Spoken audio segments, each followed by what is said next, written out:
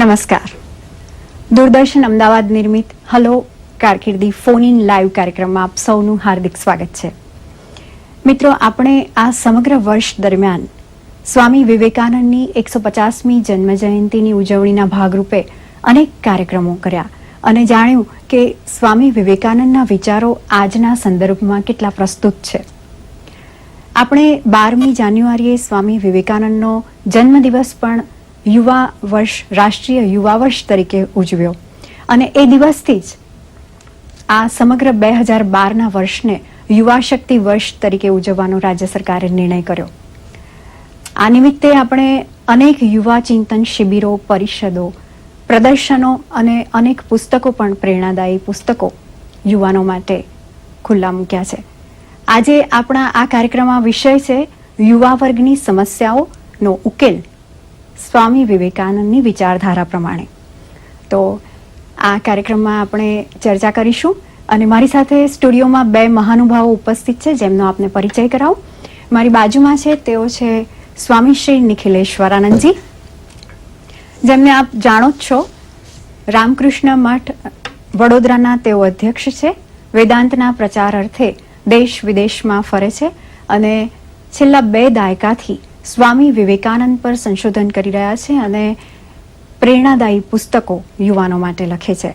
ગુજરાતી, હિન્દી અને અંગ્રેજી ભાષામાં તેઓ પુસ્તકો લખે છે અને તેમણે 1000થી વધુ શિબિરો પણ કરેલી છે. તેમનું ખૂબ લોકપ્રિય પુસ્તક છે સર્વાંગી વ્યક્તિત્વ વિકાસ. તેમની બાજુમાં બેઠા છે તેમને પણ આપ ઓળખો જ છો, વરિષ્ઠ પત્રકાર અને કટાર લેખક શ્રી ભવેનભાઈ કચ્છી. ભવેનભાઈ હંમેશા પોતાના લેખો અને પોતાની નિયમિત કોલમોથી સૌમાં લોકપ્રિય છે જ અને તેમના લેખો યુવાનોને ખૂબ જ માર્ગદર્શક રહ્યા છે. તેઓ સતત પ્રેરણાદાયી વાંચન માટે યુવાનોને પ્રેરી રહ્યા છે અને હાલ તેઓ ગુજરાત સમાચારમાં પોતાની સેવાઓ આપી રહ્યા છે. બંને મહાનુભાવોનું અમારા સ્ટુડિયોમાં સ્વાગત છે. મિત્રો, એક વાત આપને કહું. યુવાન નરેન્દ્ર જ્યારે ખૂબ આર્થિક સંકળામણમાં હતા ત્યારે તેમણે ખૂબ મૂંઝવણ અનુભવીને પોતાના ગુરુ રામકૃષ્ણ પરમહંસ પાસે ગયા અને તેમણે કહ્યું કે જો તમને ભગવાનનો સાક્ષાત્કાર થાય છે તો મને પણ એ સાક્ષાત્કાર કરાવો કે જેથી હું તેમની પાસે ખૂબ સંપત્તિ માંગુ અને મારી ગરીબીને દૂર કરું.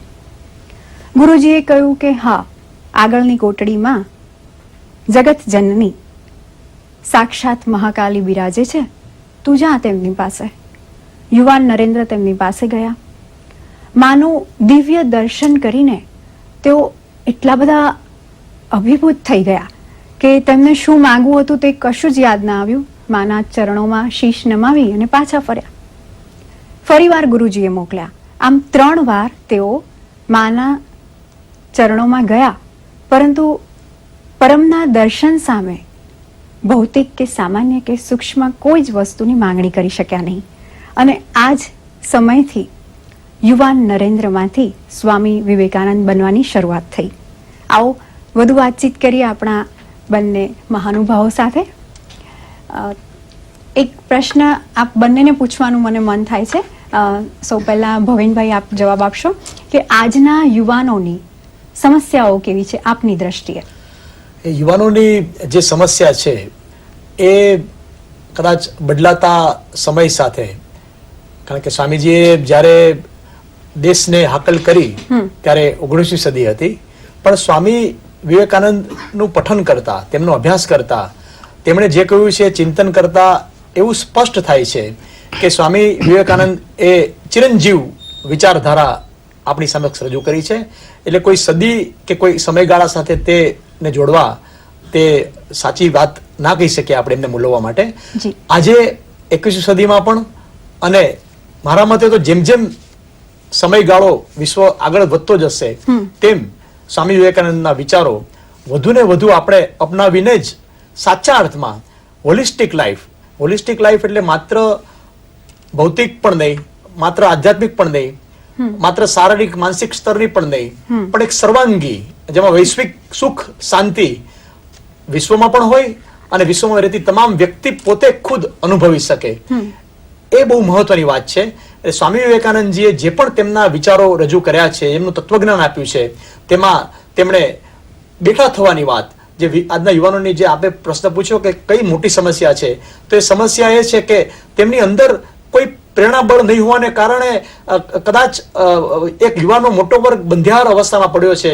એવું નથી કે યુવાનોમાં ક્ષમતા નથી, તાકાત નથી, પણ સપના જોવાનું તેઓ કદાચ ભૂલી ગયા છે. અને વિવેકાનંદજી એમ જ કહે છે કે ઉઠો, જાગો અને ધ્યેય પ્રાપ્તિ માટે મંડ્યા રહો. એટલે માત્ર એમ નથી કહેતા કે તમે સપના જુઓ, પણ સાથે સાથે એવો સંકેત પણ આપે છે કે સપના જોવાના તો કદાચ ઊંઘમાં કે બેઠા બેઠા પણ હોઈ શકે, પણ તેને સાકાર તો જાગ્રત અવસ્થામાં જ કરવાના હોય છે, એ સ્વામી વિવેકાનંદ કહે છે.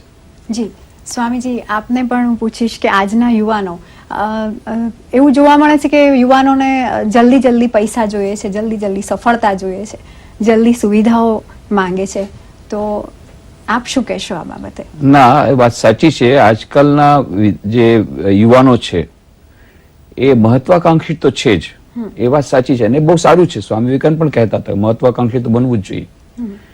પણ બીજી વાત છે કે એ લોકોને આ જે હમણાં જે ભવનભાઈ વાત કરી કે સ્વપ્ના સેવા બહુ સારી વાત છે, મહત્વાકાંક્ષા સેવી બહુ સારી વાત છે, પણ એના માટે જે પુરુષાર્થ કરવો જોઈએ અને એના માટે જે ધૈર્ય અને અધ્યાવસાય જોઈએ એ પણ એની સાથે જોઈએ, એ નથી.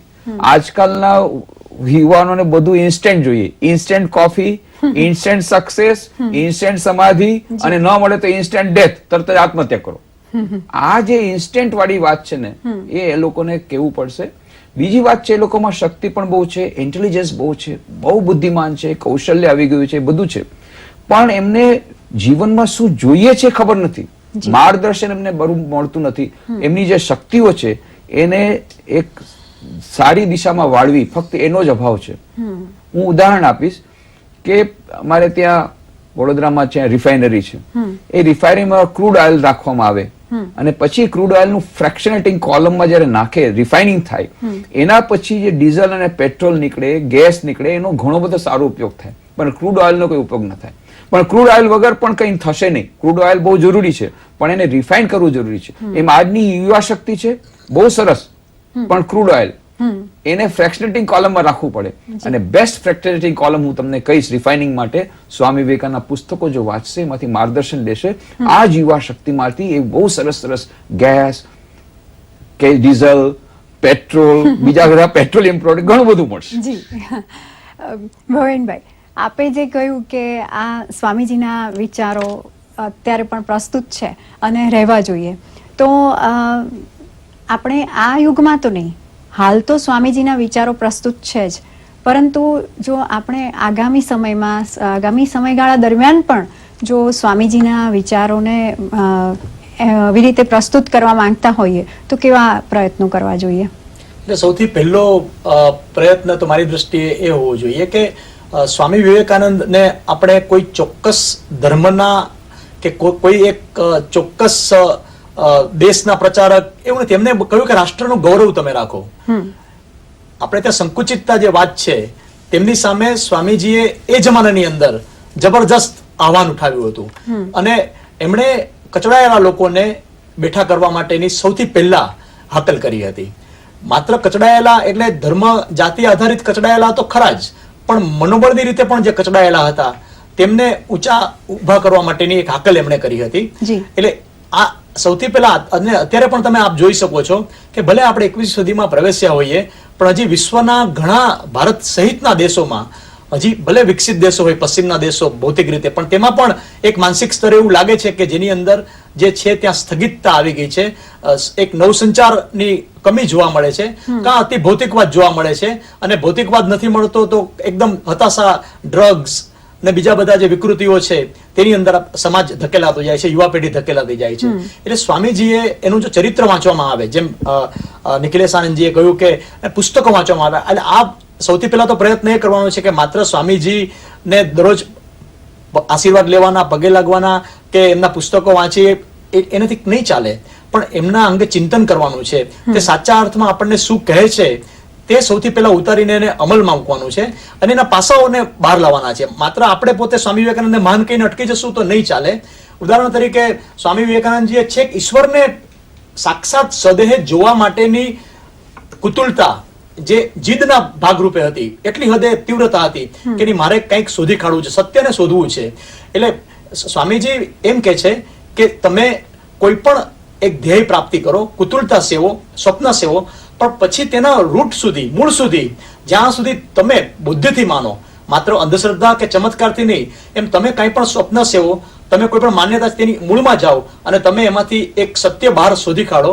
એમ કોઈ પણ પ્રશ્નની અંદર જો યુવા એના મૂળની અંદર જશે, એનો ઉકેલ શોધવા માટે જશે, એના રૂટ સુધી જશે, તો એમાંથી એ ચોક્કસપણે બહાર આવશે. એટલે આત્મચિંતન અને આત્મમંથન કરીને, અને શક્ય હોય તો એમના કરતા જે જાણકાર છે એવા ગુરુજીને અથવા તો પુસ્તકને, જેને પણ માનીને તમે માનતા હો, તેમાંથી કંઈક તમારે પ્રેરણા મેળવવી પડશે. બાકી માત્ર એમને એમ કે ઈશ્વર કહે છે કે મને માત્ર દર્શન કરવાથી કંઈ નહીં થાય, તમે એમાંથી કંઈક પ્રેરણા મેળવો. એટલે આપણે જે રીતે રામ અને કૃષ્ણની આ ભૂમિ છે, તેમ સાચા અર્થમાં વિવેકાનંદની પણ આ ભૂમિ છે. એ પ્રકારનું જો એક વાતાવરણ દેશમાં ઘડાય, યુવાનોમાં ઘડાય, અને માત્ર તેને કોઈ એક માત્ર હું સ્વામીજી પણ માફ કરે, પણ હું એક કોઈ સેફ્રોન બેઝડ નથી જોતો. સ્વામી એ સનાતન ગ્લોબલ લીડર છે, ગ્લોબલ વ્યક્તિ છે. એનું આપણે જે ચરિત્ર કે જે ફોટો જોઈએ છીએ એ પ્રકારે આપણે ના જોયા હોય ને એક મોટિવેટર તરીકે જોઈએ, એક મેનેજમેન્ટ ગુરુ તરીકે પણ જોઈએ, તો પણ એમાંથી ઘણું બધું મળશે આપણને. જી સ્વામીજી, આપને પૂછવાનું મન થશે કે સ્વામી વિવેકાનંદ સંન્યાસી હતા, અને છતાં પણ તેમણે દાંપત્ય જીવનની મહત્તાને બિરદાવી હતી. તેઓ માનતા હતા કે આદર્શ સંન્યાસી અથવા તો આદર્શ ગૃહસ્થ એ બંને એક સમાન છે. તો આ વિશે આપ વધારે શું કહેશો? બિલકુલ સાચી વાત છે. સ્વામી વિવેકાનંદજીએ એક પુસ્તક લખ્યું છે, કર્મયોગ. એમાં એક ચેપ્ટરનું નામ છે, એક અધ્યાયનું નામ છે, દરેક પોતપોતાના સ્થાને મહાન છે. બહુ સુંદર વાર્તા દેવા રાજાની વાર્તા દ્વારા એમણે પુરવાર કર્યું કે એક આદર્શ ગૃહસ્થ અને એક આદર્શ સંન્યાસી બંને સમાન રીતે મહાન છે, પણ એકનો આદર્શ બીજાનો આદર્શ ન હોઈ શકે. બંનેના પોતપોતાના આદર્શ છે, બંને સમાન રીતે મહાન છે. પણ બંનેના જે આદર્શની પાછળ જે સફળતાની ચાવી છે એ છે નિસ્વાર્થતા અને સેવા. જો એ વૈવાહિક જીવનમાં નિસ્વાર્થતાના સેવા નહીં હોય તો વૈવાહિક જીવન આગળ નહીં ચાલે. પતિએ પત્ની પ્રત્યે અને પત્નીએ પતિ પ્રત્યેની જે સમર્પણની ભાવના પરસ્પરમ એ નહીં હોય તો એ ગાડી આગળ નહીં ચાલે. અને એવી જ રીતે એ સમસ્ત સમાજનું એક અંગ છે પરિવાર, અને એ પરિવાર સમાજ માટે કામ નહીં કરે તો પણ એ નિસ્વાર્થ સેવા અને સમર્પણ વગર નહીં ચાલે. એવી જ રીતે એક સંન્યાસી, એનો પણ મૂળ ધ્યેય એ જ છે નિસ્વાર્થતા અને બીજા માટેની ત્યાગની ભાવના. આ બંનેના મૂળ સિદ્ધાંતો એક જ છે, પણ એકનું જીવન એક અલગ દ્રષ્ટિ, એકનું જીવન બીજાનું જીવન નથી, પણ બંને સમાન રીતે મહાન છે. જી. અને સ્ત્રીઓ વિશે સ્વામીજીના કેવા વિચારો હતા? સીતા, દમયંતી કે? હા, સ્વામી વિવેકાનંદજી કહ્યું હતું, સ્વામી વિવેકાનંદજી કહ્યું હતું કે જો જ્યાં સુધી નારી જાગરણ નહીં થાય ત્યાં સુધી દેશનો વિકાસ નહીં થાય. કોઈ પણ પક્ષી એક પંખથી ઉડી શકે નહીં. એવી જ રીતે જ્યાં સુધી નારીઓનો વિકાસ નહીં થાય ત્યાં સુધી દેશનો વિકાસ નહીં થાય. અને નારીઓના વિકાસ માટેની એમનું એક જ 1 પોઈન્ટ ફોર્મ્યુલા હતો કે પહેલા નારીઓને શિક્ષિત કરો, અને પછી નારીઓ પોતે જ સમજી લેશે કે એમને કેવી રીતે વિકાસ કરવો છે. એ એવું નહોતા ચાહતા કે પુરુષો નારીઓનો વિકાસ કરે. નારીઓ શિક્ષિત થાય એટલું જ કામ આપણે કરવાનું છે, અને પછી નારીઓ પોતે જ એક નિર્ણય કરશે કેવી રીતે આગળ વધવાનું છે. અને સ્વામીજીએ કહ્યું હતું, હે ભારત, ભૂલતો નહીં કે તારી સ્ત્રી જાતિનો આદર્શ સીતા, સાવિત્રી અને દમયંતી છે. અને એ એમણે વાત એટલા માટે કરી હતી કે આજે એ જયારે અમેરિકાથી ગયા ત્યારે એમણે પત્ર લખ્યો હતો કે અહીંયાની નારી જોઈને બહુ જ પ્રસન્ન થયા હતા. અને પછી એમણે કહ્યું હતું કે જો પાશ્ચાત્ય નારી કેટલી સ્વાતંત્રતા ભોગવે છે અને સાથે સાથે કેટલી રીતે આગળ વધી રહી છે, અને કેટલા બધા કાર્યો કરે છે, આર્થિક રીતે પણ પગભર છે, એ બધું એમને ગમ્યું હતું. પણ પછી એમણે કહ્યું કે મારા દેશની નારીઓ પાશ્ચાત્ય નારીની જેમ આ બધું મેળવે, સફળતા મેળવે, કારકિર્દીમાં આગળ વધે, એ બધું મને બહુ ગમશે, પણ જો પવિત્રતાને ભોગે હોય તો કદાપી નહીં. કેમ? પાશ્ચાત્યનું આંદોલન અનુકરણ કરીને આપણા દેશની નારીઓ શાંતિ નહીં પામે. આપણી ભારતીય સંસ્કૃતિને અકબંધ રાખીને આગળ વધવાનું છે. એટલે આપણી ભારતીય સંસ્કૃતિના આદર્શ જે સીતા, દમયંતી અને સાવિત્રી એ જ આપણા સમગ્ર નારી વર્ગની આદર્શ હોવી જોઈએ. અને એમણે ઉદાહરણ પણ આપ્યા કેવી રીતે સાવિત્રીએ પોતાના વરને પાછો મેળવ્યો યમરાજ પાસેથી. પ્રેમની શક્તિ આગળ યમરાજા પણ. હા, અને હમણાં આ જ અઠવાડિયે દિવ્ય ભાસ્કરમાં મારી જે કોલમ આવે છે દર ગુરુવારે ગુજરાતમાં વિવેકાનંદ, એમાં એનું ટાઇટલ જ હતું જન્મ જન્મ કે સાથી.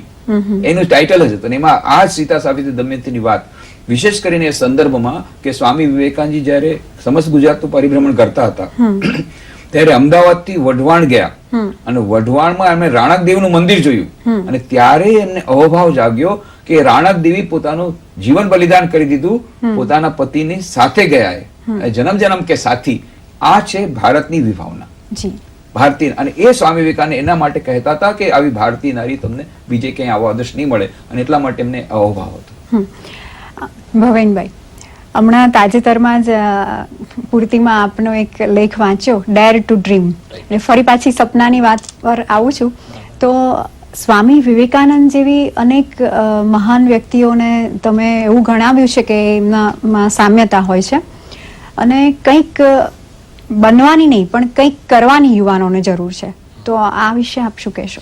એટલે આ બહુ જ જ્યારે તમે જુઓ કે અત્યારે હું પોતે જર્નાલિસ્ટ અને રાઇટર હોવાને કારણે જુદા જુદા પુસ્તકો કે જે અમેરિકા અને યુરોપમાંથી પબ્લિશ થતા હોય અને તેમના જે મેનેજમેન્ટ ગુરુઓ છે કે જે લોકોનું ખાસું એક મોટું બજાર છે, મોટા મોટા મેનેજમેન્ટના જે ટોપની કંપનીઓના માલિકો છે, બિઝનેસ એક્ઝિક્યુટિવ્સ છે, જે શિબિરમાં જે પણ જે સ્પીચ અપાય છે, જે પુસ્તકો છે, તેની અંદર તમે જોશો તો છેલ્લે નવું કાંઈ નથી હોતું.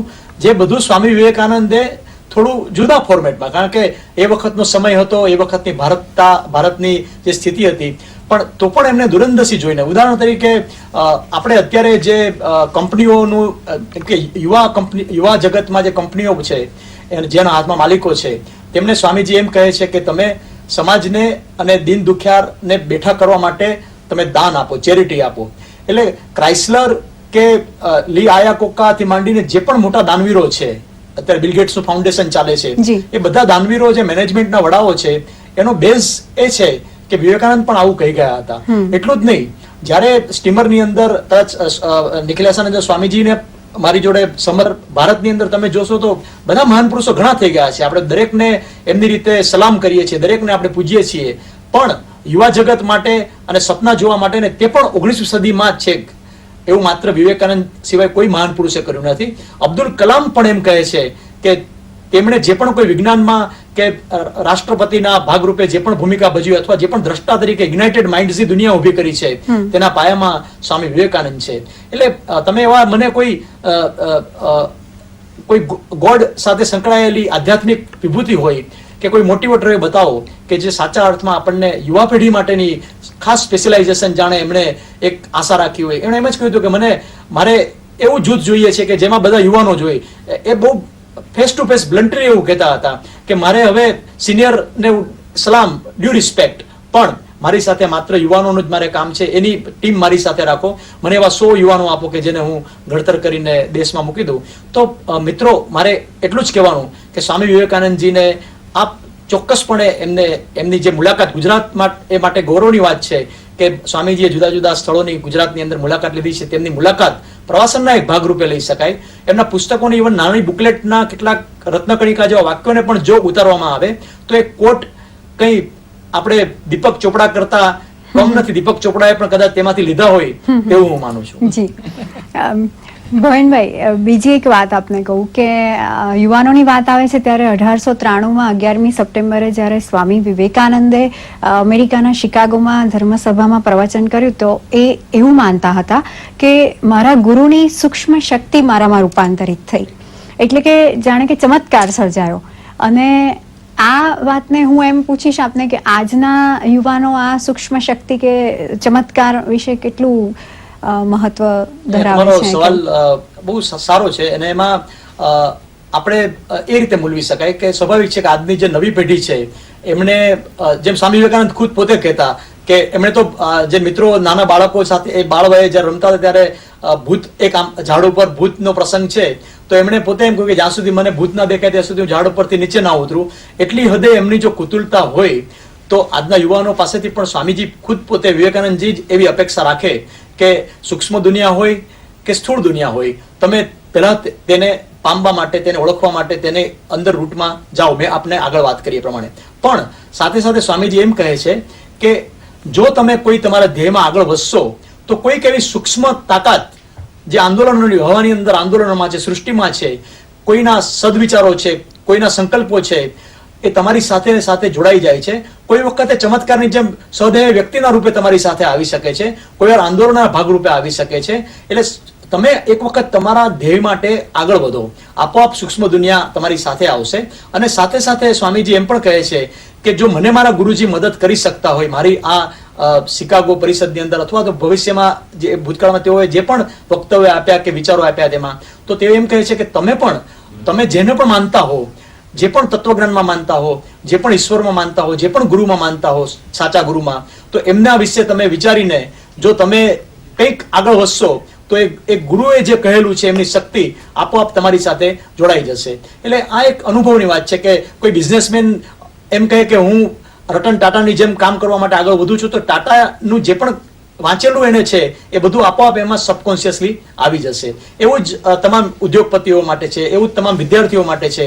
તો પ્રેરણા લેવાની વાત છે તો પ્રેરણા શક્તિ સૂક્ષ્મ રીતે એ આવી જ જતી હોય છે. આપ બંને મહાનુભાવોએ અહીં આવી અને ખૂબ સરસ ચર્ચા કરી, તે બદલ આપનો ખૂબ ખૂબ આભાર. અને મિત્રો, આપે જાણ્યું કે સમસ્યાઓનો ઉકેલ આપણી પોતાની પાસે જ છે અને સ્વામી વિવેકાનંદ કહે છે તેમ આપણે જ આપણા ભાગ્ય નિર્માતા છીએ. આથી ઉઠો, જાગો અને ધ્યેય પ્રાપ્તિ સુધી મંડ્યા રહો.